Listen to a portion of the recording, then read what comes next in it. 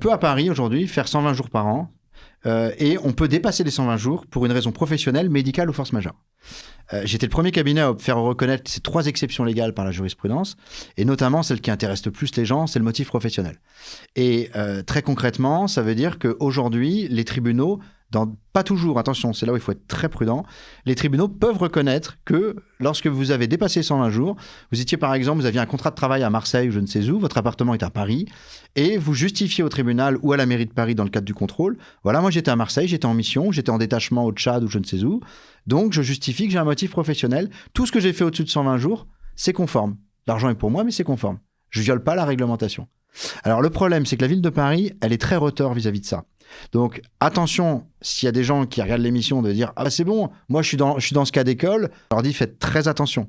Déjà parce que la mairie de Paris, elle aura un warning en rouge que vous avez dépassé les 120. C'est quand même 10 000 € d'amende par année de dépassement maximum. Et vous allez devoir prendre un avocat qui va expliquer si vous êtes ou pas dans les clous. En fait, les plateformes de Airbnb, Booking et tout ont l'obligation légale chaque année d'envoyer leurs décomptes ou de les envoyer à tout moment sur demande de la ville de Paris. Donc chaque année, la ville de Paris, début janvier, elle a un tableau Excel avec des milliers de lignes et elle a des logiciels certainement où elle voit en rouge les gens qui sont en dépassement de 120 jours. Donc elle se positionne sur votre dossier rapidement.